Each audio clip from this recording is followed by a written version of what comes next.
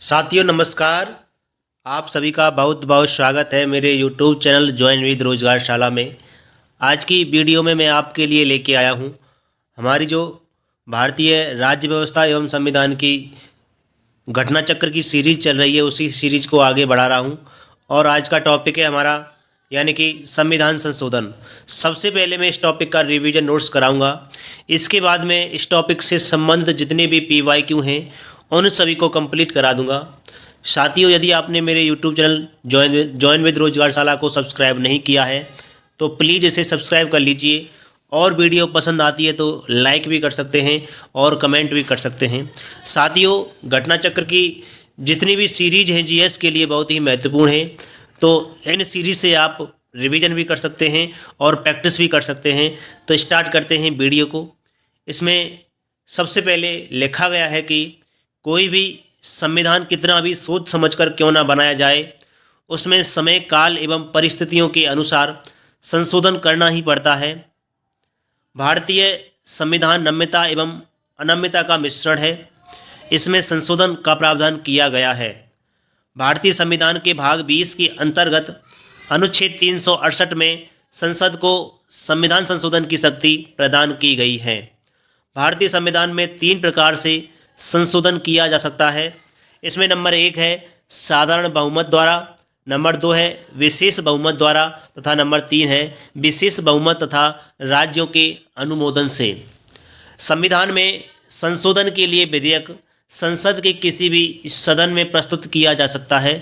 संविधान संशोधन विधेयक भारतीय संसद के दोनों सदनों द्वारा अलग अलग विशेष बहुमत से पारित होना आवश्यक है। राष्ट्रपति का निर्वाचन एवं उसकी प्रक्रिया, संसद में राज्यों का प्रतिनिधित्व, संघ और राज्यों के मध्य विधायी शक्तियों का विभाजन एवं 7वीं अनुसूची की कोई भी सूची, माल और सेवा कर यानी कि GST परिषद संबंधी प्रावधान, अनुच्छेद 279 का संघ या राज्य की कार्यपालिका शक्ति का विस्तार, सर्वोच्च न्यायालय एवं उच्च न्यायालयों संबंधी प्रावधान, संविधान संशोधन की संसद की शक्ति और उसकी प्रक्रिया आदि ऐसे विषय हैं जिन पर संवैधानिक संशोधन के लिए संसद के विशेष बहुमत के साथ साथ कम से कम आधे राज्यों के विधानमंडल द्वारा संपुष्टि आवश्यक है। संविधान के अनेक उपबंधों में संसद दोनों सदनों के साधारण बहुमत से संशोधन कर सकती है। इनमें नए राज्यों का प्रवेश या गठन, नए राज्यों का निर्माण और उसके क्षेत्र, सीमाओं या संबंधित राज्यों के नाम में परिवर्तन, राज्यों में विधान परिषदों का सृजन या समापन आदि शामिल हैं। ये व्यवस्थाएं अनुच्छेद 368 के प्रयोजनों के लिए संविधान का संशोधन नहीं समझी जाती हैं। भारतीय संविधान के प्रथम संशोधन 1951 द्वारा संविधान में 2 नए अनुच्छेद यानी कि 31 का और 31 खा तथा 9वीं अनुसूची को जोड़ा गया। 42वें संविधान संशोधन अधिनियम 1976 को लघु संविधान कहा जाता है। संविधान के 52वें संशोधन अधिनियम 1985 द्वारा किसी दल के निर्वाचित सदस्यों के दल बदल पर रोक हेतु प्रावधान किए गए हैं। 61वें संविधान संशोधन अधिनियम 1988 द्वारा मतदाता की आयु 21 वर्ष से घटाकर 18 वर्ष कर दी गई।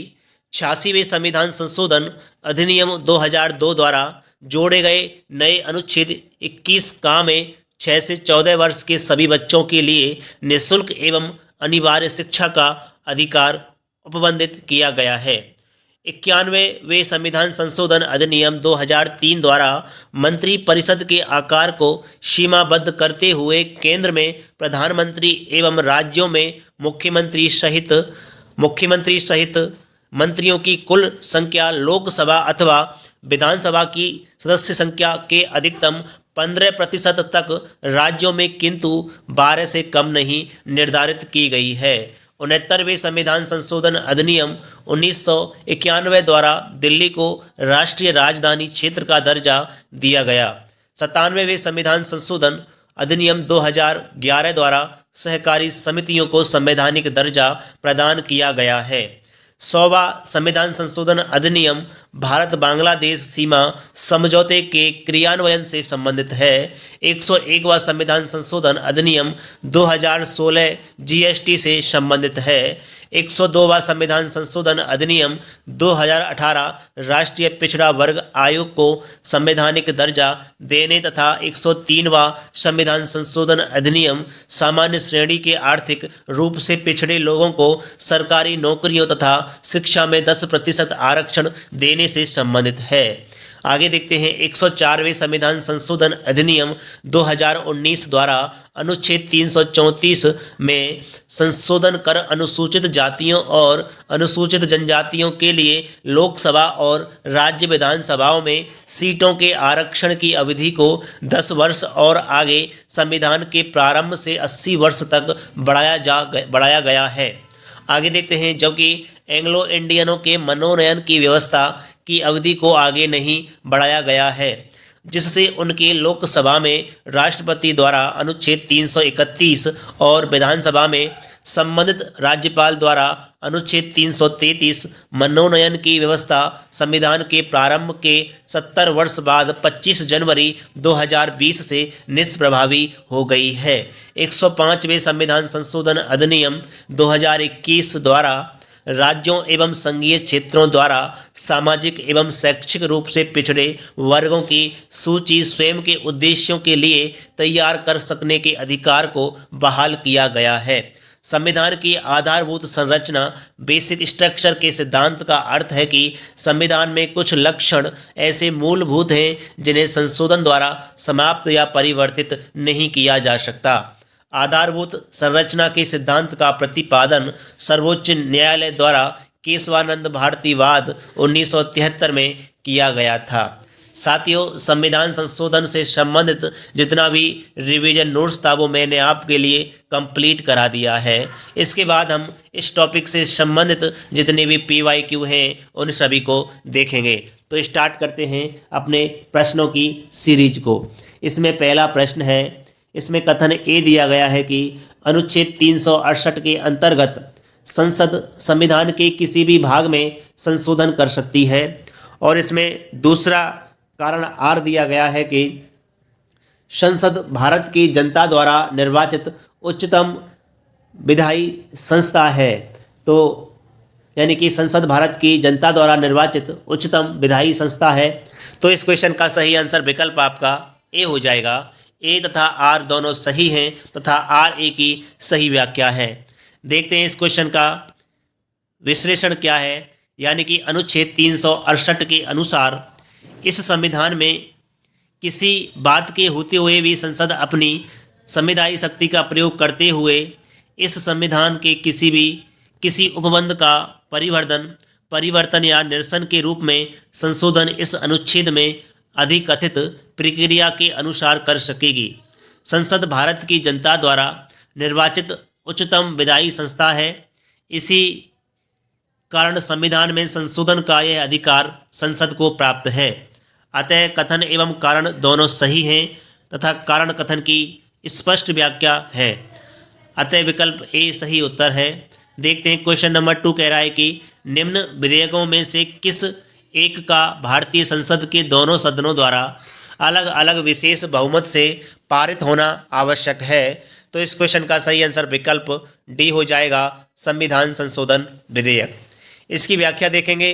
संसद की संविधान संशोधन की शक्ति और उसके लिए प्रक्रिया संविधान के अनुच्छेद 368 में वर्णित है।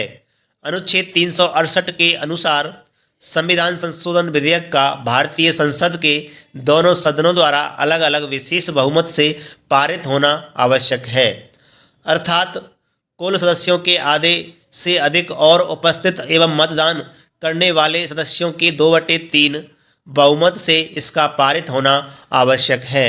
देखते हैं क्वेश्चन नंबर 3 कह रहा है कि भारतीय संविधान के किस अनुच्छेद के प्रावधानों के अंतर्गत संशोधन किया जा सकता है। तो इस क्वेश्चन का सही आंसर विकल्प आपका ए हो जाएगा, अनुच्छेद 368 के अंतर्गत। क्वेश्चन नंबर 4 है कि भारत के संविधान के किस अनुच्छेद में उसके संशोधन की प्रक्रिया दी गई है। तो रिपीटेड क्वेश्चन है, इसका सही आंसर विकल्प आपका सी हो जाएगा, अनुच्छेद 368। देखते हैं क्वेश्चन नंबर 5 कह रहा है कि संविधान में संशोधन की पहल की जा सकती है। तो इस क्वेश्चन का सही आंसर विकल्प डी हो जाएगा, संसद के किसी एक सदन में। देखते हैं इस क्वेश्चन की व्याख्या में कहा गया है कि भारत के संविधान में संशोधन की प्रक्रिया को संसद के किसी भी एक सदन यानी कि राज्यसभा या लोकसभा में इस प्रयोजन के लिए विधेयक पुनः स्थापित करके प्रारंभ किया जा सकता है। इसका उल्लेख संविधान के अनुच्छेद 368 के क्लॉज 2 में किया गया है, किंतु संशोधन के लिए प्रत्येक सदन के सदस्यों के विशेष बहुमत की आवश्यकता होती है। भारत के संविधान में संशोधन की प्रक्रिया को दक्षिण अफ्रीका के संविधान से लिया गया है। देखते हैं क्वेश्चन नंबर 6 है, भारतीय संविधान में संशोधन के लिए विधेयक लाया जा सकता है। इस क्वेश्चन का सही आंसर विकल्प आपका सी हो जाएगा, या तो लोकसभा में या राज्यसभा में। देखते हैं क्वेश्चन नंबर 7 कह रहा है कि निम्नलिखित कथनों पर विचार कीजिए। इसमें बात कही गई है कि भारतीय संविधान में कोई संशोधन लाने का उपक्रमण किया जा सकता है। तो इसमें पहला है लोकसभा द्वारा, दूसरा है राज्यसभा द्वारा, तीसरा है राज्य विधानमंडलों द्वारा और चौथा है राष्ट्रपति द्वारा। इसका सही आंसर विकल्प आपका डी हो जाएगा, 1 और 2 सही हैं।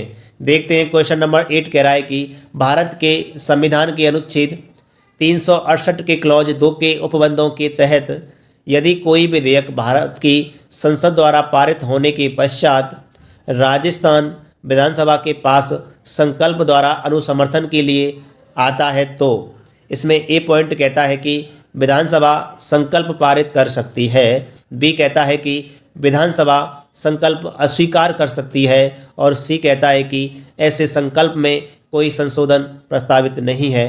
तो इस क्वेश्चन का सही आंसर विकल्प आपका डी हो जाएगा, यानी कि ए, बी और सी ये तीनों पॉइंट सही हैं। देखते हैं इस क्वेश्चन की व्याख्या।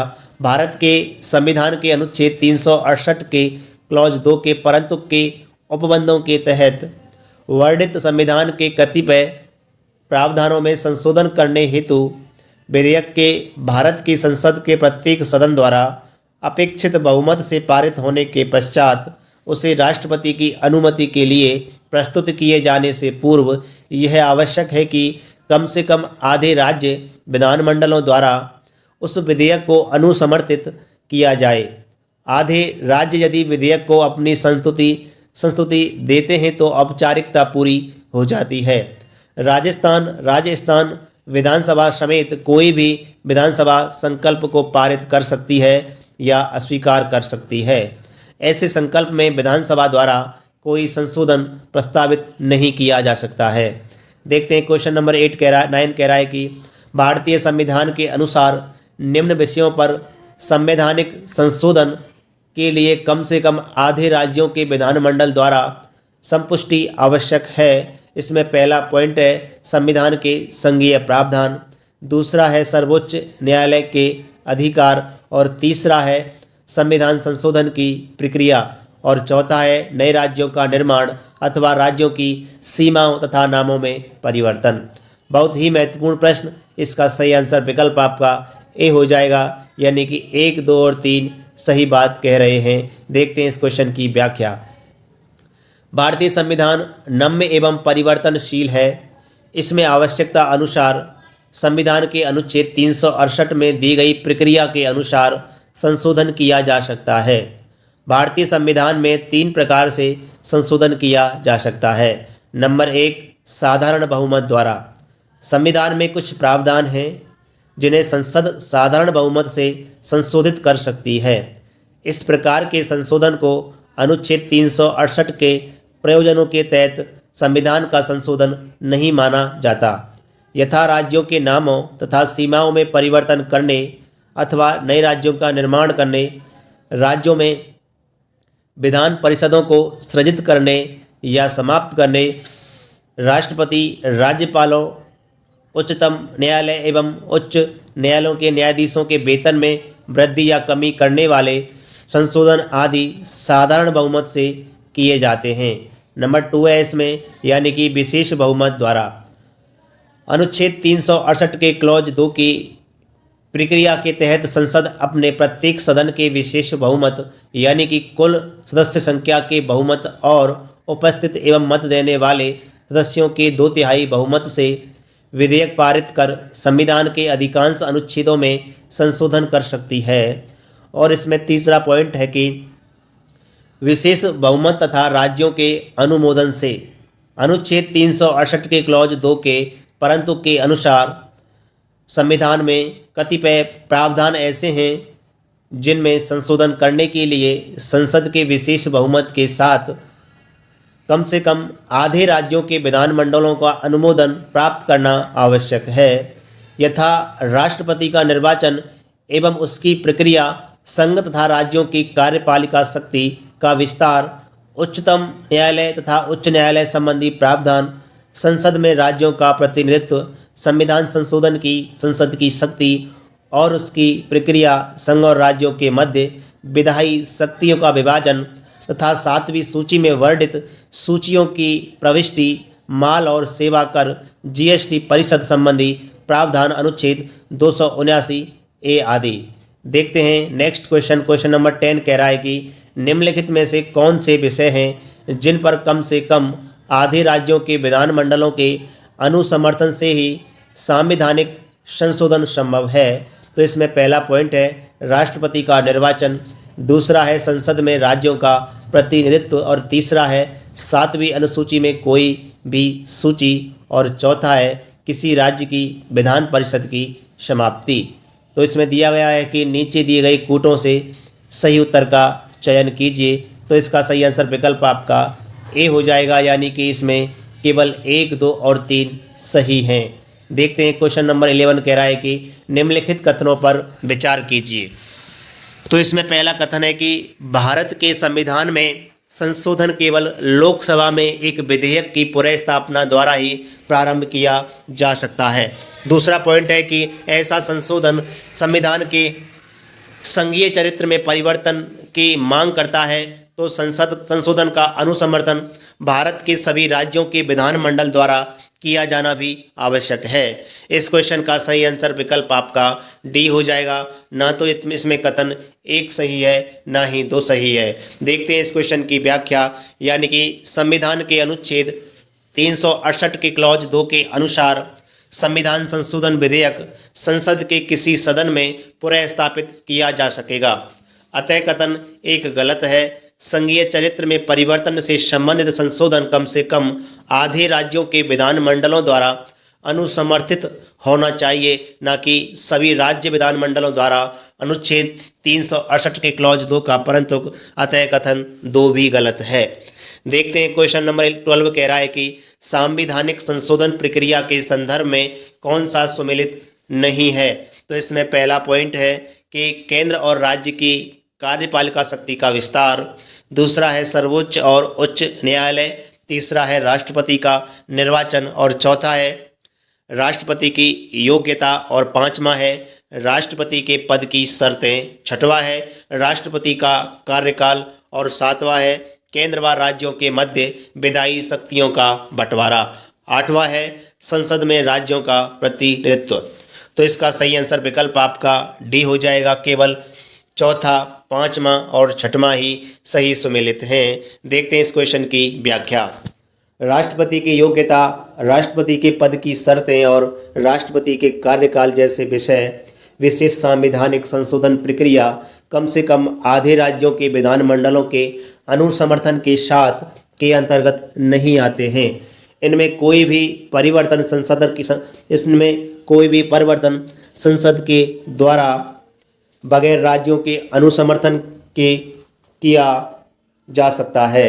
देखते हैं क्वेश्चन नंबर 13 कह रहा है कि उस स्थिति में जबकि लोकसभा द्वारा पारित किसी संविधान संशोधन विधेयक को उच्च सदन ने अस्वीकार कर दिया हो तब। तो इसका सही आंसर विकल्प आपका ए है, विधेयक अंतिम रूप से समाप्त हो जाता है। देखते हैं इसकी व्याख्या, यानी कि संविधान संशोधन विधेयक संसद के दोनों सदनों द्वारा अलग अलग विशेष बहुमत से स्वीकृत किया जाना आवश्यक है।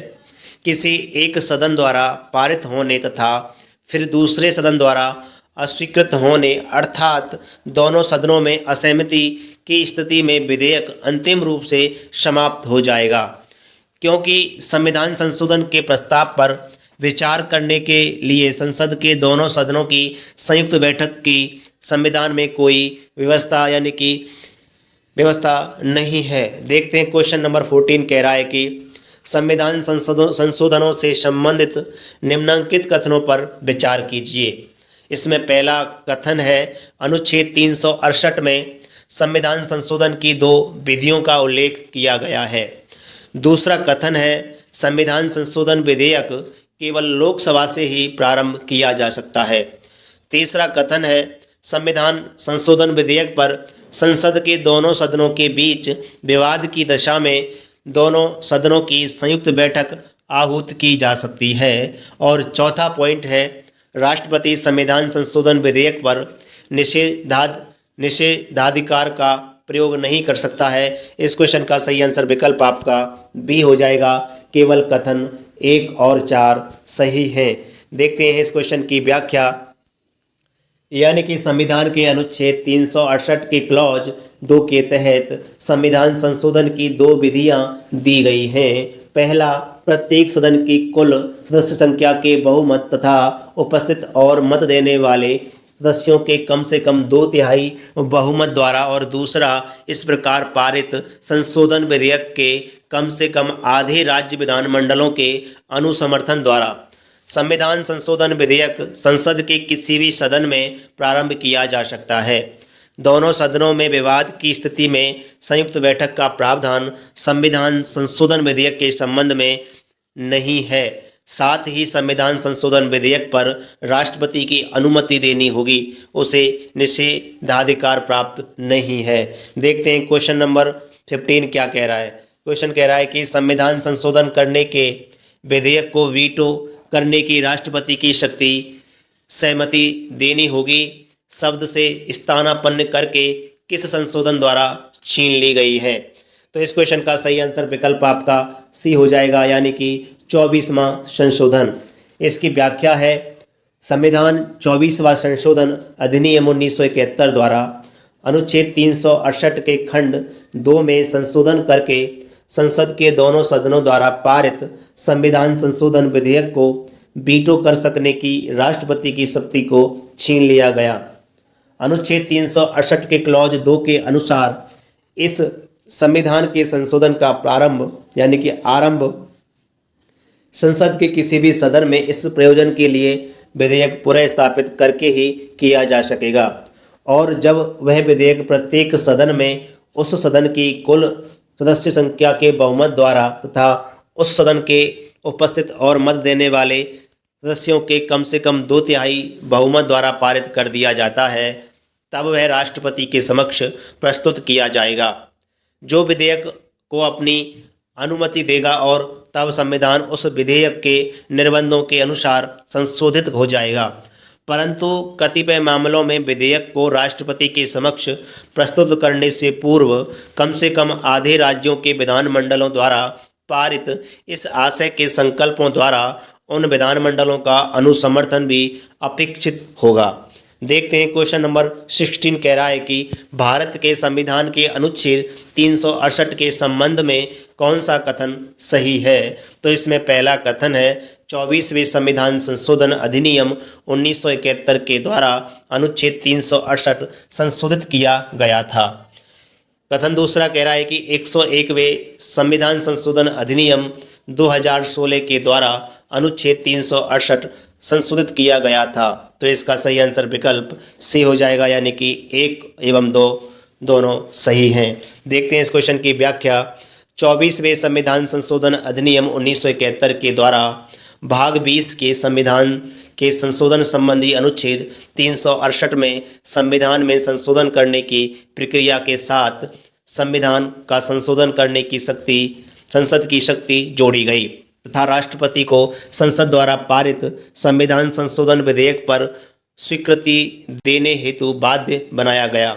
इसके अतिरिक्त इसी संशोधन से अनुच्छेद 368 में खंड 3 के तहत यह प्रावधानित किया गया कि अनुच्छेद 13 की कोई इस कोई बात इस अनुच्छेद के अधीन किए गए किसी संशोधन को लागू नहीं होगी। आगे 101वें संविधान संशोधन अधिनियम 2016 द्वारा अनुच्छेद 368 के खंड 2 के परंतु के भाग 1 भाग का के अनुच्छेदों में अनुच्छेद 279 का को शामिल कर माल और सेवा कर परिषद संबंधी संवैधानिक प्रावधानों में संशोधन हेतु कम से कम आधे राज्यों के विधानमंडलों का अनुसमर्थन भी अपेक्षित किया गया है। देखते हैं क्वेश्चन नंबर 17 कह रहा है कि भारतीय संविधान के लिए प्रथम संशोधन विधेयक अमेंडमेंट बिल लाया गया। तो इसका सही आंसर विकल्प आपका बी हो जाएगा 1951। इसकी व्याख्या है भारतीय संविधान के लिए प्रथम संशोधन विधेयक 10 मई 1951 को संसद में प्रस्तुत किया गया था तथा यह पारित होकर जून 1951 में अधिनियमित हुआ था।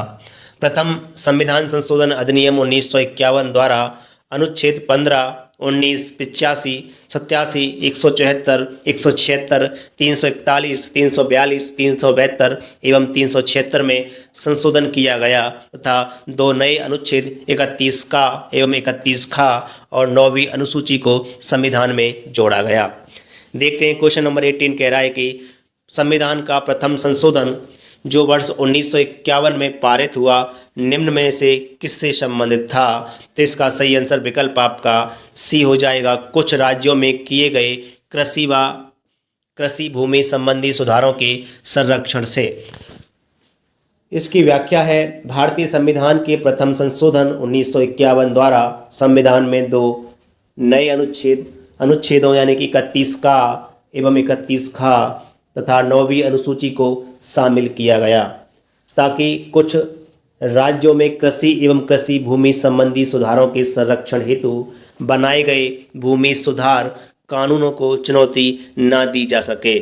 देखते हैं क्वेश्चन नंबर 19 कह रहा है कि भारतीय संविधान में 9वीं अनुसूची परिवर्तित हुई। तो इसका सही आंसर विकल्प आपका ए हो जाएगा प्रथम संशोधन के द्वारा। देखते हैं क्वेश्चन नंबर 20 कह रहा है कि भारत के उच्चतम न्यायालय के न्यायाधीश की आयु ऐसे प्राधिकारी द्वारा और ऐसी रीति से अवधारित की जाएगी जिसका संसद विधि द्वारा उपबंध करे अंत स्थापित किया गया। तो इसका सही आंसर विकल्प आपका ए हो जाएगा 15वें संविधान संशोधन द्वारा। इसकी व्याख्या है 15वें संविधान संशोधन अधिनियम 1963 के द्वारा अंत स्थापित अनुच्छेद 124 2A के तहत प्रावधान किया गया है कि भारत के उच्चतम न्यायालय के न्यायाधीश की आयु ऐसे प्राधिकारी द्वारा और ऐसी रीति से अवधारित की जाएगी जिसका संसद विधि द्वारा उपबंध करे। देखते हैं क्वेश्चन नंबर 21 कह रहा है कि भारतीय रियासतों के शासकों के विशेष अधिकारों और प्रिवी पर्सों की समाप्ति कब की गई। तो इसका सही आंसर विकल्प आपका डी हो जाएगा 1971 में। इसकी व्याख्या है इंदिरा गांधी के प्रधानमंत्रित्व काल में वर्ष 1971 में अधिनियमित 26वें संविधान संशोधन अधिनियम द्वारा संविधान में अनुच्छेद 363 का यानी कि देशी राज्यों के शासकों को दी गई मान्यता की समाप्ति और प्रिवी वर्षों का अंत स्थापित कर तथा अनुच्छेद 291 शासकों के प्रिवी वर्षों की राशि एवं अनुच्छेद 362 देशी राज्यों के शासकों के अधिकार और विशेषाधिकार का निरसन कर भारतीय रियासतों के शासकों के विशेष अधिकारों और प्रिवी पर्सों की समाप्ति की गई। देखते हैं क्वेश्चन नंबर 22 कह रहा है कि निम्नांकित संवैधानिक संशोधनों को सुमेलित कीजिए। तो अगर मैं इसकी बात करूं तो पहला मिलान किससे हो जाएगा 1 से, यानी कि 1 किससे हो जाएगा 13वां संविधान संशोधन। तो ये हो जाएगा राष्ट्रपति उपराष्ट्रपति स्पीकर और प्रधानमंत्री के चुनाव को चुनौती नहीं दी जा सकती है। वहीं बात करते हैं आपका दूसरा किससे मिल जाएगा। तो इसमें देख लीजिए इसका सही आंसर विकल्प डी है, यानी कि इसका विश्लेषण देख लीजिए। 13वां संविधान संशोधन आपका नागालैंड से, 18वां संविधान संशोधन राज्य को पुनर्वासित किया गया है और 39वां संविधान संशोधन राष्ट्रपति उपराष्ट्रपति स्पीकर और प्रधानमंत्री के चुनाव को चुनौती नहीं दी जा सकती और 52वां संशोधन है दल बदल अधिनियम से। देखते हैं क्वेश्चन नंबर 23 कह रहा है कि सूची 1 को सूची 2 के साथ सुमेलित कीजिए तथा नीचे दिए गए कूट से सही उत्तर का चुनाव कीजिए। तो देख लेते हैं तो इसमें डायरेक्ट आपको पता होना चाहिए कि इसकी व्याख्या में दिया गया, इसका सही आंसर तो विकल्प सी हो जाएगा। और इसकी व्याख्या है आपकी, यानी कि न्यायिक पुनरीक्षण शक्ति का परिसीमन 38वां संविधान संशोधन है 1975। फिर उसके बाद इसमें दिया गया संपत्ति के अधिकार को मौलिक अधिकारों से हटाया जाना, ये आपका 44वां संविधान संशोधन 1978 है। और तीसरा मताधिकार की आयु 21 वर्ष से 18 वर्ष घटाया जाना, ये आपका 61वां संविधान संशोधन 1988 है। फिर उसके बाद उद्देशिका में पंथ निरपेक्ष शब्द का जोड़ा जाना, ये आपका 42वां संविधान संशोधन अधिनियम 1976 है। देखते हैं क्वेश्चन नंबर आपका 24 कह रहा है कि सूची 1 को सूची 2 के साथ सुमेलित कीजिए और सूचियों के नीचे दिए गए कोड का प्रयोग कर सही उत्तर चुनिए। तो इसमें देख लीजिए, यानी कि संविधान 69वां संशोधन अधिनियम 1991, संविधान 75वां संशोधन अधिनियम 1994, संविधान 80वां संविधान संशोधन 2002 और संविधान 83वां संशोधन अधिनियम। तो इसको देख लीजिए, इसका सही आंसर विकल्प ए हो जाएगा, यानी कि ए का 5 है, यानी कि संविधान 69वां आपका हो जाएगा। दिल्ली को राष्ट्रीय राजधानी क्षेत्र का दर्जा है। उसके बाद आपका है बी का 1 का मतलब हो जाएगा 75वां आपका है राज्य स्तरीय किराया अधिकरणों की स्थापना है। उसके बाद देख लीजिए इसका विश्लेषण देख लीजिए। सही सुमेलन इस प्रकार है: 69वां संविधान संशोधन दिल्ली को राष्ट्रीय राजधानी का दर्जा, 75वां संविधान संशोधन राज्य स्तरीय किराया अधिकरणों की स्थापना, 80वां संविधान संशोधन 10वें वित्त आयोग की सिफारिशों को स्वीकारना, 83वां संविधान संशोधन है अरुणाचल प्रदेश में पंचायतों में अनुसूचित जातियों हेतु कोई आरक्षण नहीं है क्योंकि वहाँ इनकी प्रभावकारी संख्या नहीं है, यहाँ का समाज आदिवासी समाज है। देखते हैं क्वेश्चन नंबर आपका है 25वां। सेम क्वेश्चन है, देख लीजिए फिर उनका मिलान कर दीजिए। इस क्वेश्चन के अनुसार अगर मैं बात करूं इसके विश्लेषण की, वैसे इसका सही आंसर विकल्प सी हो जाएगा। इसकी व्याख्या है, यानी कि संवैधानिक संशोधन का प्रावधान और संवैधानिक संशोधन का क्रमांक। अनुच्छेद 19(1) गा के अंतर्गत सहकारी समितियां बनाने का अधिकार, रिक्तियों के बैकलॉग को भरने में अनुसूचित जाति अनुसूचित जनजाति के आरक्षण का संरक्षण। तो इसमें देख लीजिए मिलान के हिसाब से इसका यही होगा। देखते हैं नेक्स्ट क्वेश्चन, यानी कि 26 क्वेश्चन कह रहा है कि निम्नलिखित में से किस संविधान संशोधन को लघु संविधान कहा गया है। तो बहुत ही महत्वपूर्ण प्रश्न है, इसका सही आंसर विकल्प ए हो जाएगा। 42वें संविधान को लघु संविधान कहा गया है। इस क्वेश्चन की व्याख्या है, 1976 के 42वें संविधान संशोधन अधिनियम द्वारा संविधान के बहुत सारे प्रावधानों में परिवर्धन किया गया था तथा अनेक प्रावधान जोड़े गए थे, इसलिए इसे लघु संविधान की संज्ञा दी गई। 42वें संविधान का मुख्य उद्देश्य उच्चतम न्यायालय द्वारा 1973 में केशवानंद भारती मामले में दिए गए निर्णय से उत्पन्न कठिनाई को दूर करना था, जिसमें संसद की संविधान संशोधन की शक्ति को इस मामले में निर्णीत संविधान के आधारभूत ढांचे को संशोधित करने से रोका गया था। देखते हैं क्वेश्चन नंबर 27 कह रहा है कि निम्न में से कौन सा एक संवैधानिक संशोधन मौलिक कर्तव्यों से संबंधित है। तो इसका सही आंसर विकल्प आपका ए हो जाएगा, 42वां संविधान संशोधन। इसकी व्याख्या है, भारतीय संविधान में मौलिक कर्तव्यों का समावेश 42वें संवैधानिक संशोधन अधिनियम 1976 द्वारा स्वर्ण सिंह समिति की सिफारिश पर किया गया।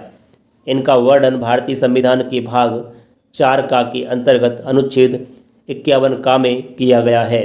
आरंभ में मौलिक कर्तव्यों की संख्या 10 थी, किंतु वर्तमान में 86वें संविधान संशोधन 2002 से इनकी संख्या 11 है। इन्हें मूलतः सोवियत संघ के संविधान से लिया गया है। देखते हैं क्वेश्चन नंबर 28 कह रहा है कि निम्नलिखित कथनों पर विचार कीजिए। इसमें पहला कथन है, भारत के संविधान के 44वें संशोधन द्वारा लाए गए एक अनुच्छेद से प्रधानमंत्री के निर्वाचन को न्यायिक पुनर्विलोकन के परे कर दिया। दूसरा कथन है इसमें, भारत के संविधान के 99वें संशोधन को भारत के उच्चतम न्यायालय ने अभिखंडित कर दिया क्योंकि यह न्यायपालिका की स्वतंत्रता का अतिक्रमण करता था। तो इस क्वेश्चन का सही आंसर विकल्प बी हो जाएगा। इसमें कथन केवल 2 सही है। देखते हैं इस क्वेश्चन की व्याख्या। वर्ष 1975 में 39वें संविधान संशोधन अधिनियम के द्वारा संविधान में अनुच्छेद 329 का को जोड़कर राष्ट्रपति, उपराष्ट्रपति, प्रधानमंत्री और लोकसभा अध्यक्ष के निर्वाचन को न्यायिक पुनर्विलोकन से परे कर दिया गया था, जिसे 44वें संविधान संशोधन 1978 द्वारा निश्चित कर दिया गया। अतः कथन एक असत्य है। आगे देखते हैं 99वें संविधान संशोधन अधिनियम 2014 द्वारा उच्चतम न्यायालय एवं उच्च न्यायालयों में न्यायाधीशों की नियुक्ति तथा उच्च न्यायालय के न्यायाधीशों के स्थानांतरण के लिए राष्ट्रीय न्यायिक नियुक्ति आयोग के गठन का प्रावधान किया गया, जिससे अक्टूबर 2015 में दिए गए अपने निर्णय में उच्चतम न्यायालय ने न्यायपालिका की स्वतंत्रता का उल्लंघन मानते हुए असंवैधानिक करार दिया। अतः कथन 2 सही है। देखते हैं क्वेश्चन नंबर 29 कह रहा है कि राष्ट्रीय न्यायिक नियुक्ति आयोग से संबंधित कौन से संविधान संशोधन अधिनियम को उच्चतम न्यायालय की संविधान पीठ ने असंवैधानिक घोषित कर दिया था। इस क्वेश्चन का सही आंसर विकल्प आपका सी हो जाएगा, 99वां संविधान संशोधन अधिनियम। देखते हैं क्वेश्चन नंबर 30 क्या कह रहा है।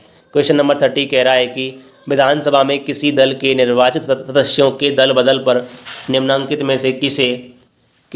में से किसने प्रतिबंध लगाया है। तो इसका सही आंसर विकल्प आपका ए हो जाएगा, संविधान का 52वां संशोधन कानून। देखते हैं इस क्वेश्चन की व्याख्या, यानी कि संविधान के 52वें संशोधन 1985 के माध्यम से संविधान में 10वीं अनुसूची जोड़कर इसके तहत किसी दल के निर्वाचित सदस्यों के दल बदल पर रोक लगाई गई। इसमें 91वें संविधान संशोधन अधिनियम 2003 द्वारा अपेक्षित संशोधन भी किए गए। देखते हैं क्वेश्चन नंबर 31 कह रहा है कि निम्न संविधान संशोधनों में से किस एक के द्वारा पहली बार संविधान में दल बदल विरोधी प्रावधान किया गया। इस क्वेश्चन का सही आंसर विकल्प आपका सी हो जाएगा, 52वां संविधान। देखते हैं क्वेश्चन नंबर 32 कह रहा है कि संविधान का 52वां संशोधन संबंधित है। इसका सही आंसर विकल्प ए हो जाएगा, दल बदल से। क्वेश्चन नंबर 33 कह रहा है कि भारत में राजनीतिक दलों से दल बदल की बुराई को किस संशोधन के माध्यम से अधिनियमित किया गया है। तो इस क्वेश्चन का सही आंसर विकल्प आपका ए हो जाएगा, यानी कि 52वें संशोधन के द्वारा। रिपीटेड क्वेश्चन है, बहुत ही महत्वपूर्ण क्वेश्चन है। देखते हैं नेक्स्ट क्वेश्चन 34 कह रहा है कि भारतीय संविधान के प्राधिकृत हिंदी पाठ को निम्नलिखित संविधान संशोधनों में से किसके द्वारा प्रकाशित करने के लिए अधिकृत किया गया है। तो इसका सही आंसर विकल्प आपका बी हो जाएगा, 58वां संशोधन 1987। देखते हैं क्वेश्चन, इसकी व्याख्या। भारतीय संविधान के प्राधिकृत हिंदी पाठ को 58वें संशोधन अधिनियम 1987 द्वारा प्रकाशित करने के लिए अधिकृत किया गया। इस अधिनियम के द्वारा संविधान के भाग 22 के शीर्षक में संक्षिप्त नाम प्रारंभ के बाद हिंदी में प्राधिकृत पाठ को जोड़ा गया तथा अनुच्छेद 394 का को अंत स्थापित कर राष्ट्रपति को संविधान के मूल पाठ का अब तक किए गए संशोधनों सहित हिंदी में अनुवाद प्राधिकृत पाठ प्रकाशित करने का प्राधिकार दिया गया है। देखते हैं क्वेश्चन नंबर 35 कह रहा है कि निम्न में से कौन सा एक मतदाता आयु घटाने से संबंधित संविधान संशोधन है। तो इसका सही आंसर विकल्प आपका ए हो जाएगा, 61वां संशोधन। इसकी व्याख्या है, 61वें संशोधन अधिनियम 1988 द्वारा संविधान के अनुच्छेद 326 में संशोधन कर मताधिकार की आयु को 21 वर्ष से घटाकर 18 वर्ष कर दिया गया था, जो कि 28 मार्च 1989 से प्रभावी हुआ। देखते हैं क्वेश्चन नंबर 36 कह रहा है कि कौन से संविधान संशोधन अधिनियम द्वारा मतदान की आयु को 21 वर्ष से घटाकर 18 वर्ष किया गया था। तो इसका सही आंसर विकल्प आपका सी हो जाएगा, 61वां संशोधन।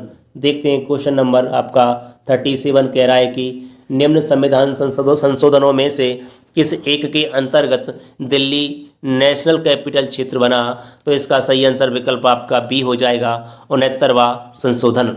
इसकी व्याख्या है, संविधान के 69वें संविधान संशोधन अधिनियम 1991 जो कि 1 फरवरी 1992 से प्रभावी था के द्वारा दिल्ली को राष्ट्रीय राजधानी क्षेत्र यानी कि नेशनल कैपिटल टेरिटरी का दर्जा दिया गया तथा इसे संघ राज्य क्षेत्र की श्रेणी में कायम रखते हुए इसके लिए एक विधानसभा और उसके प्रति उत्तरदायी मंत्री परिषद का प्रावधान किया गया। देखते हैं क्वेश्चन नंबर 38 कह रहा है कि भारत के संविधान का निम्न में से कौन सा एक संशोधन संघ शासित प्रदेश दिल्ली को दिल्ली राष्ट्रीय राजधानी क्षेत्र संपरिवर्तित करता है? तो इसका सही आंसर विकल्प आपका ए हो जाएगा, 69वां संशोधन। देखते हैं क्वेश्चन नंबर 39 कह रहा है कि भारतीय संविधान का 79वां संशोधन संबंधित है। तो इसका सही आंसर विकल्प आपका डी हो जाएगा, लोकसभा और राज्य विधानसभाओं में अनुसूचित जातियों तथा अनुसूचित जनजातियों के आरक्षण से। इसकी व्याख्या है 79वें संविधान संशोधन 1999 द्वारा अनुच्छेद 334 में संशोधन कर लोकसभा और राज्य विधानसभाओं में अनुसूचित जातियों तथा अनुसूचित जनजातियों के लिए आरक्षण और एंग्लो इंडियंस के मनोनयन की व्यवस्था की अवधि को 10 वर्षों के लिए बढ़ाया गया था, जिसे 95वें संविधान संशोधन 2009 द्वारा पुनः 10 वर्षों के लिए बढ़ा दिया गया। संविधान संशोधन 104वां यानी कि संविधान 104वां संशोधन अधिनियम 2019 के द्वारा लोकसभा और राज्यों की विधानसभाओं में अनुसूचित जाति और अनुसूचित जनजाति के आरक्षण को पुनः 10 वर्षों यानी कि संविधान के प्रारंभ में 80 वर्ष अर्थात 25 जनवरी 2030 तक के लिए बढ़ाया गया है। तथापि एंग्लो इंडियंस के मनोनयन की व्यवस्था को आगे न बढ़ाते हुए निष्प्रभावी कर दिया गया है। देखते हैं क्वेश्चन नंबर 40 कह रहा है कि अनुसूचित जातियों और अनुसूचित जनजातियों के लिए लोकसभा तथा राज्य विधानसभाओं में सीटों के आरक्षण का प्रावधान किस संविधान संशोधन में किया गया है? तो इसका सही आंसर विकल्प आपका डी हो जाएगा, यानी कि 79वें संविधान संशोधन में। देखते हैं क्वेश्चन नंबर 41 कह रहा है कि संविधान का 93वां संशोधन विधेयक संबंधित है। तो इसका सही आंसर विकल्प आपका बी हो जाएगा, यानी कि 6 से 14 वर्ष के बीच की आयु के बच्चों की निःशुल्क और अनिवार्य शिक्षा से। देखते हैं इसकी व्याख्या, यानी कि संविधान का 93वां संविधान संशोधन विधेयक 2001 6 से 14 वर्ष के बीच की आयु के बच्चों के लिए निःशुल्क और अनिवार्य शिक्षा के प्रावधान के लिए संसद में पेश किया गया था, जो कि अधिनियमित होने के बाद 86वें संविधान संशोधन अधिनियम 2002 के रूप में जाना जाता है। इसके द्वारा मूल अधिकारों के तहत नए अनुच्छेद 21 का को अंत स्थापित किया गया है तथा राज्य के नीति निर्देशक तत्वों के तहत अनुच्छेद 45 को प्रतिस्थापित किया गया है और मूल कर्तव्यों में एक नया खंड यानी कि 51 का टा जोड़ा गया है। यह संशोधन विधेयक 86वें संविधान संशोधन अधिनियम 2002 के रूप में अधिनियमित हुआ है। देखते हैं क्वेश्चन नंबर 42 कह रहा है कि 86वें संविधान संशोधन द्वारा प्रस्तावित शिक्षा का अधिकार किस वर्ष से लागू किया गया? तो इसका सही आंसर विकल्प आपका डी हो जाएगा, यानी कि 2010 से। इसकी व्याख्या 86वें संविधान संशोधन अधिनियम 2002 द्वारा प्रस्तावित शिक्षा का अधिकार 1 अप्रैल 2010 से लागू किया गया है। इस संविधान संशोधन द्वारा भारतीय संविधान में मौलिक अधिकारों के तहत अनुच्छेद 21 के बाद अनुच्छेद 21A को जोड़कर 6 से 14 वर्ष आयु वर्ग के सभी बच्चों के लिए निःशुल्क एवं अनिवार्य शिक्षा के अधिकार का प्रावधान किया गया। इस अधिनियम को 12 दिसंबर 2002 को राष्ट्रपति की अनुमति मिलने और इसे इसी दिन केंद्र सरकार के गजट में अधिसूचित किया गया, लेकिन इसमें प्रस्तावित शिक्षा के अधिकार को वर्ष 2009 में संसद द्वारा अधिनियमित निःशुल्क और अनिवार्य शिक्षा का बच्चों का अधिकार अधिनियम के साथ 1 अप्रैल 2010 से लागू किया गया है। देखते हैं क्वेश्चन नंबर 43 कह रहा है कि किस संविधान संशोधन ने शिक्षा का अधिकार प्रदान करने वाला एक नया अनुच्छेद 21 से संविधान में जोड़ा है? इस क्वेश्चन का सही आंसर विकल्प आपका ए हो जाएगा, यानी कि 86वां संविधान संशोधन। देखते हैं क्वेश्चन नंबर 44 कह रहा है कि अनुसूचित जाति और अनुसूचित जनजाति के संयुक्त राष्ट्रीय आयोग को किस संशोधन के अंतर्गत 2 अलग निकायों में बांटा गया है? इसका सही आंसर विकल्प आपका सी हो जाएगा, 89वें संशोधन के द्वारा।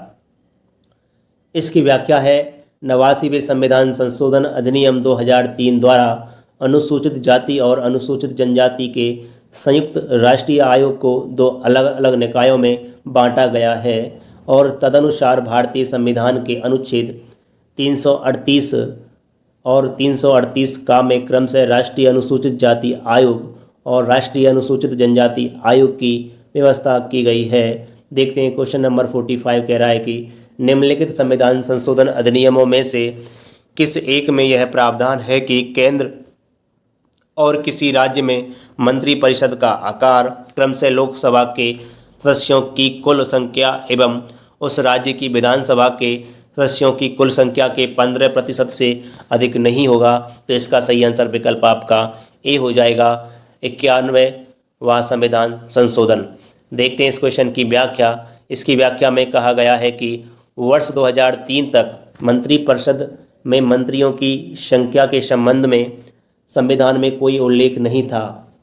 यह प्रधानमंत्री या मुख्यमंत्री के विवेक पर निर्भर था, किंतु वर्ष 2003 में अधिनियमित 91वें संविधान संशोधन अधिनियम के द्वारा संविधान के अनुच्छेद 75 तथा अनुच्छेद 164 में संशोधन करके केंद्र में प्रधानमंत्री एवं राज्यों में मुख्यमंत्री सहित मंत्रियों की कुल संख्या लोकसभा तथा विधानसभा की सदस्य संख्या के अधिकतम 15% तक तथापि राज्यों में 12 से कम नहीं निर्धारित की गई है। इस संशोधन के द्वारा 10वीं अनुसूची में संशोधन किए गए हैं तथा 10वीं अनुसूची के तहत निर्धारित सदन के किसी सदस्य को मंत्री पद के लिए योग्य किया गया है। देखते हैं यानी कि मंत्री पद के लिए भी निर्धारित किया गया है। देखते हैं क्वेश्चन नंबर 46 कह रहा है कि संविधान की किस संशोधन के द्वारा केंद्रीय मंत्रियों की संख्या लोकसभा के कुल सदस्यों के 15% पर सीमित कर दी गई है। तो इसका सही आंसर विकल्प आपका ए हो जाएगा। 91वां संशोधन। देखते हैं क्वेश्चन नंबर 47 कह रहा है कि निम्नलिखित भारतीय संविधान के संशोधनों में से कौन सा संशोधन केंद्रीय मंत्रिमंडल के आकार को सीमित करता है। तो इसका सही आंसर विकल्प बी हो जाएगा, यानी कि 91वां संशोधन। क्वेश्चन नंबर 48 कह रहा है कि संविधान के किस संशोधन के अंतर्गत अन्य पिछड़ा वर्ग को शिक्षण संस्थाओं में प्रवेश हेतु 27% का आरक्षण दिया गया है। तो इसका सही आंसर विकल्प बी हो जाएगा 93वें संविधान संशोधन के अंतर्गत। इसकी व्याख्या देखते हैं। संविधान के 93वें संविधान संशोधन अधिनियम 2005 के अंतर्गत अन्य पिछड़ा वर्ग को शिक्षण संस्थाओं में प्रवेश हेतु 27% का आरक्षण दिया गया है। इस संशोधन अधिनियम के द्वारा संविधान के अनुच्छेद 15 में खंड 5 जोड़ा गया है। इस संशोधन के तहत प्रावधान किया गया है कि इस अनुच्छेद 15 या अनुच्छेद 19 के क्लॉज 1 में जी की कोई बात राज्य को नागरिकों के किन्हीं सामाजिक और शैक्षिक रूप से पिछड़े वर्गों की उन्नति के लिए या अनुसूचित जाति या अनुसूचित जनजाति के लिए, जहाँ तक ऐसे विशेष उपबंध उनके शिक्षा संस्थाओं में प्रवेश से संबंधित हैं, जिसके अंतर्गत निजी शिक्षा संस्थाएं भी हैं, चाहे राज्य द्वारा सहायता प्राप्त हो या बिना सहायता प्राप्त हो, जो अनुच्छेद 30 के क्लॉज 1 में निर्दिष्ट अल्पसंख्यक वर्ग की शिक्षण संस्थाओं से भिन्न है, विधि द्वारा कोई विशेष उपबंध बनाने से निवारित नहीं करेगी। देखते हैं क्वेश्चन नंबर 49 कह रहा है कि 2012 में भारत के संविधान में होने वाले 97वें संशोधन का सरोकार किस विषय से है। तो इसका सही आंसर विकल्प आपका बी हो जाएगा, सहकारी संस्थाओं के गठन का कार्य संचालन। इसकी व्याख्या है 12 जनवरी 2012 को राष्ट्रपति की स्वीकृति मिलने के बाद 97वें संविधान संशोधन अधिनियम 2011 को अधिसूचित किया गया। इस संशोधन से सहकारी समितियों को संवैधानिक दर्जा प्रदान किया गया है। इस संशोधन के द्वारा संविधान के भाग 3 में अनुच्छेद 19 के क्लॉज 1 के खंड सी में सहकारी समितियां शब्द भाग 4 में अनुच्छेद 43A के बाद 43B सहकारी समितियों का संवर्धन तथा भाग 9A के बाद भाग 9B अनुच्छेद 243 ZH से अनुच्छेद 243 ZT जोड़ा गया, जिसके अंतर्गत सहकारी संस्थाओं को प्रोत्साहित करना तथा सहकारी संस्थाओं का व्यावसायिक प्रबंधन, गठन एवं कार्य संचालन संबंधी प्रावधान शामिल हैं। देखते हैं क्वेश्चन नंबर 50 कह रहा है कि निम्नलिखित में से भारतीय संविधान के किस संशोधन द्वारा अनुच्छेद 19 की क्लॉज 1C में सहकारी समितियां शब्द जोड़ा गया। तो इसका सही आंसर विकल्प आपका सी हो जाएगा, 97वां संविधान संशोधन अधिनियम 2011। देखते हैं क्वेश्चन नंबर 51 कह रहा है कि भारतीय संविधान के अनुच्छेद 243 ZJ के अनुसार सहकारी समिति के निदेशकों की अधिकतम संख्या हो सकती है। तो इसका सही आंसर विकल्प आपका ए हो जाएगा, 21 अधिकतम संख्या हो सकती है। देखते हैं इसकी व्याख्या, यानी कि भारतीय संविधान के अनुच्छेद 243 के ZJ के अनुसार सहकारी समिति के बोर्ड में उतनी संख्या में निदेशक होंगे जितने राज्य विधानमंडल द्वारा विधि बनाकर उपबंधित किया जाए, परंतु सहकारी सोसाइटी के निदेशकों की अधिकतम संख्या 21 से अधिक नहीं होगी। उल्लेखनीय है कि 90वें संविधान संशोधन अधिनियम 2011 द्वारा संविधान में सहकारी समितियों से संबंधित प्रावधान शामिल किए गए हैं। देखते हैं क्वेश्चन नंबर 52 कह रहा है कि निम्नलिखित में से कौन सा संविधान संशोधन अधिनियम गुड्स एंड सर्विस टैक्स का प्रावधान करता है। तो इसमें अन्य विकल्प देखते हैं, तो अन्य विकल्पों में दिया गया है, तो इसका सही आंसर विकल्प डी हो जाएगा, 101वां संविधान संशोधन अधिनियम 2016। इसकी व्याख्या है, 101वां संविधान संशोधन अधिनियम 2016 माल और सेवा कर goods and services tax GST का प्रावधान करता है। इस अधिनियम के विभिन्न प्रावधान सितंबर 2016 में प्रभावी हुए थे तथा भारत में माल और सेवा कर का शुभारंभ 1 जुलाई 2017 को किया गया था। देखते हैं क्वेश्चन नंबर 53 कह रहा है कि सूची 1 को सूची 2 के साथ सुमेलित कीजिए।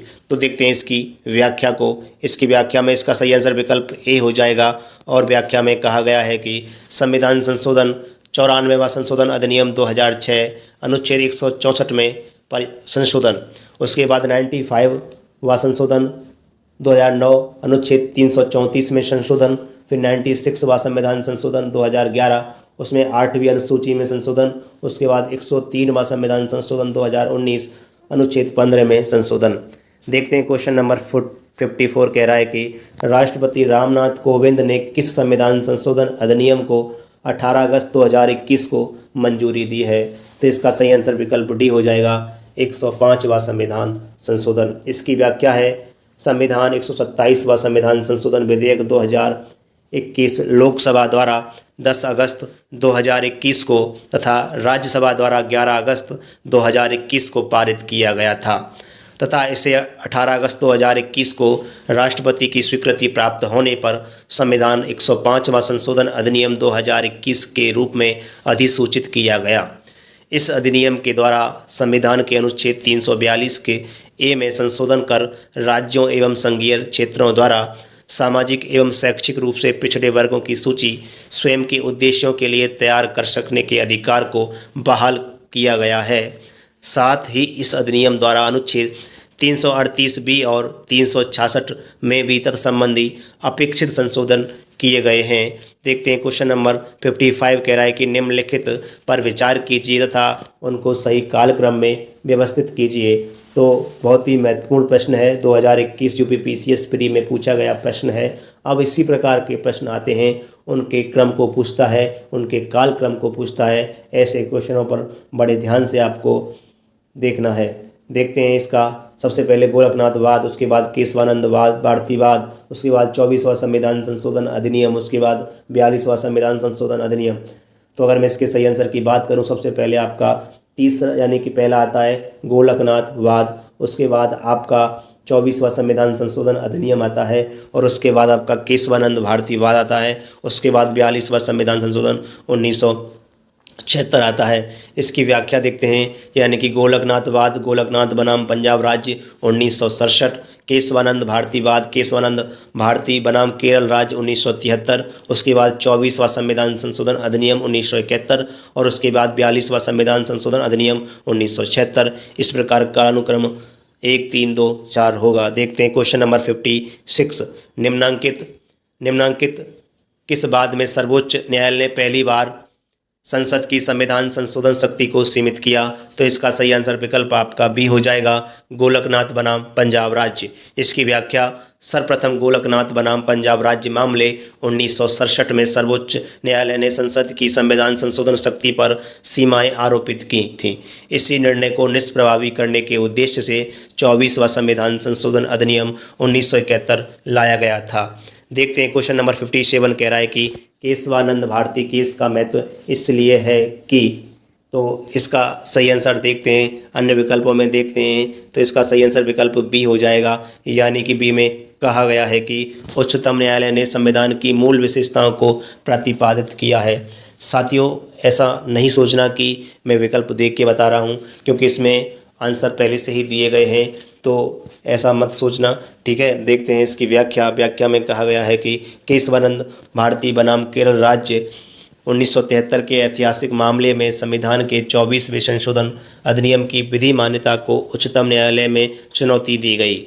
इसमें उच्चतम न्यायालय ने संविधान के अनुच्छेद 368 में व्यक्त संसद की संविधान संशोधन शक्ति की समीक्षा की। उच्चतम न्यायालय ने इसमें निर्णय दिया कि संसद को मूल अधिकारों सहित संविधान के विभिन्न उपबंधों में संशोधन की पूर्ण शक्ति है, किंतु यदि वह कोई ऐसा संशोधन नहीं कर सकती जिससे संविधान का मूल तत्व या उसका आधारभूत ढांचा नष्ट हो जाए, इसके पश्चात उच्चतम न्यायालय के समक्ष संविधान संशोधन से संबंधित जो भी मामले आते हैं उनका निर्णय इसी आधार पर होता है। देखते हैं क्वेश्चन नंबर 58 कह रहा है कि भारत के सर्वोच्च न्यायालय ने संविधान के आधारभूत ढांचे के सिद्धांत को स्पष्ट किया है। तो इसका सही आंसर विकल्प डी हो जाएगा, केशवानंद भारती बाद 1973 में। देखते हैं क्वेश्चन नंबर 59 में कहा गया है कि भारत में नागरिकों के मौलिक अधिकारों में संशोधन कौन कर सकता है। तो इसका सही आंसर विकल्प सी हो जाएगा, संसद कर सकती है। देखते हैं क्वेश्चन नंबर 60 कह रहा है कि भारतीय संविधान की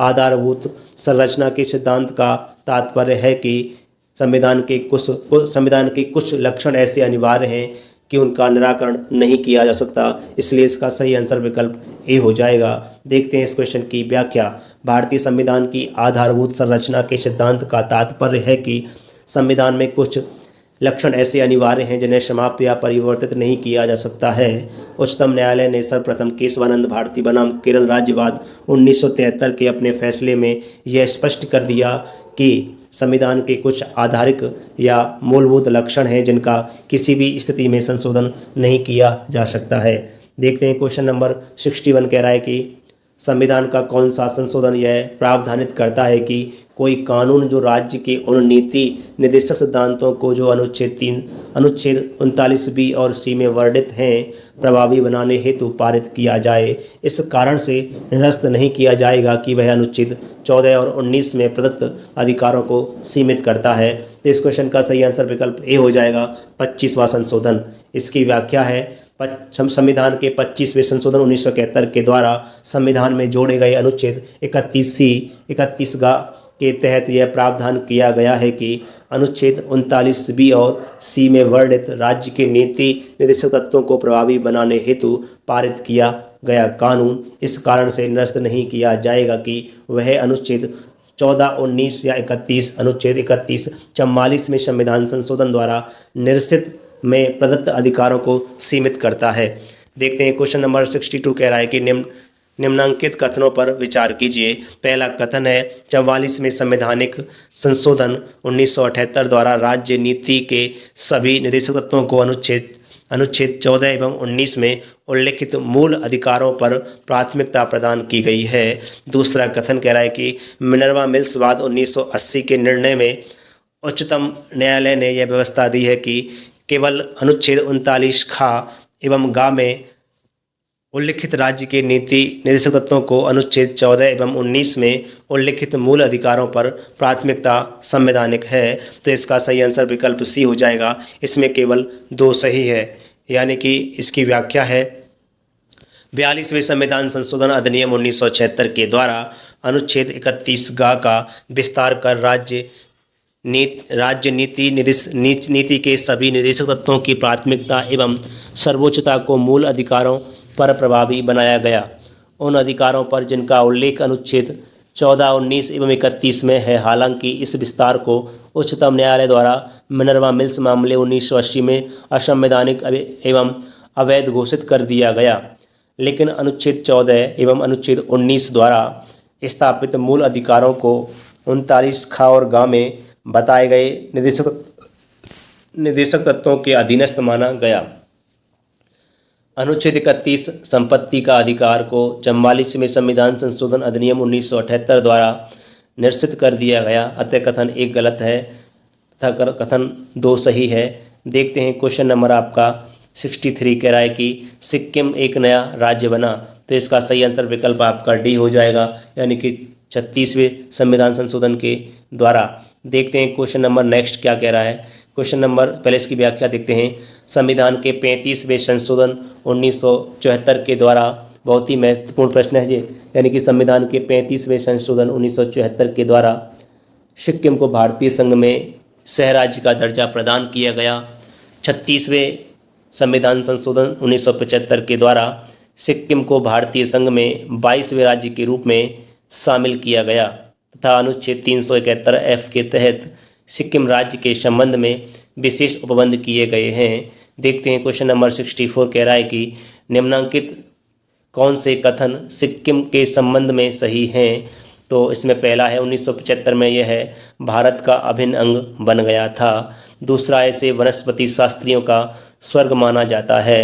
तीसरा है इसके मुख्य निवासी लेप्चा लोग हैं। तो इसका सही आंसर विकल्प आपका डी हो जाएगा। 1, 2 तथा 3 इसमें सही हैं। देखते हैं इस क्वेश्चन की व्याख्या। 36वें संविधान संशोधन 1975 के द्वारा सिक्किम को राज्य का दर्जा देते हुए भारत का अभिन्न अंग बना लिया गया। इसे वनस्पति शास्त्रियों का स्वर्ग माना जाता है क्योंकि यह पूर्वी हिमालय के हॉटस्पॉट क्षेत्र में आता है जो जैव विविधता से परिपूर्ण है। यहाँ के मुख्य निवासी लेप्चा, भूटिया और नेपाली लोग हैं। देखते हैं क्वेश्चन नंबर 65 कह रहा है कि निम्न में से किस एक संवैधानिक संशोधन द्वारा मिजोरम को राज्य का दर्जा दिया गया। तो इसका सही आंसर विकल्प ए हो जाएगा, यानी कि 53वां संविधान संशोधन। इसकी व्याख्या, यानी कि 53वें संविधान संशोधन 1986 के द्वारा मिजोरम को भारतीय संघ में पूर्ण राज्य का दर्जा प्रदान किया गया तथा अनुच्छेद 371 जी के तहत मिजोरम राज्य के संबंध में विशेष उपबंध किए गए। 20 फरवरी 1987 को मिजोरम भारतीय संघ का 23वां राज्य बना।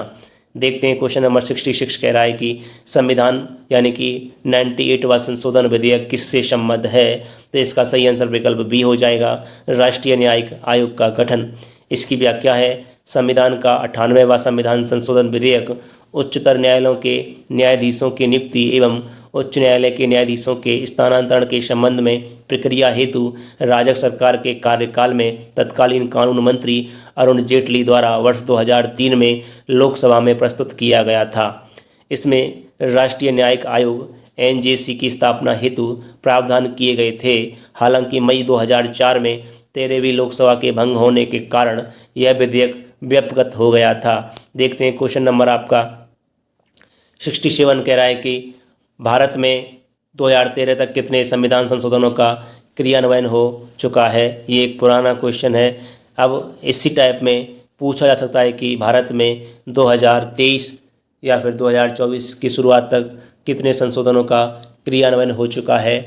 लेकिन देखते हैं इसकी व्याख्या। इसका सही आंसर वैसे अगर 2013 तक बात की जाए तो 98 संविधान संशोधन हो चुके थे। अगर देखें वर्तमान में भारत में मई 2013 तक 98 संविधान संशोधनों का क्रियान्वयन हो चुका था, जबकि अब तक अगस्त 2021 तक भारतीय संविधान में 105 संविधान संशोधनों का क्रियान्वयन हो चुका है।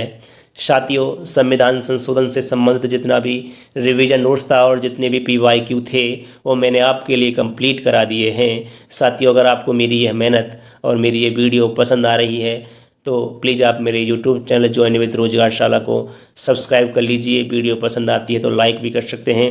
इसी प्रकार की घटना चक्र की जितनी भी वीडियोज़ हैं पॉलिटी की वो मैं आपके लिए कंप्लीट करा रहा हूँ। कुछ ही वीडियोज कुछ टॉपिक ही रह गए हैं। अब आपको अगली 4 से 5 वीडियोज़ में कंप्लीट पॉलिटी आपकी भारतीय संविधान एवं राज्य व्यवस्था की कंप्लीट घटना चक्र की सीरीज समाप्त हो जाएगी। उसके बाद में घटना चक्र की दूसरी सीरीज को लेके आऊँगा। तो साथियों अगला टॉपिक देखेंगे अगली वीडियो में हम राजभाषा का। सबसे पहले मैं इस टॉपिक का रिवीजन नोट्स कराऊंगा, इसके बाद इस टॉपिक से संबंध जितने भी PYQ हैं उनको कंप्लीट करा दूंगा। तो साथियों फिर मिलेंगे एक अगली वीडियो में। तब तक के लिए साथियों जय हिंद जय भारत।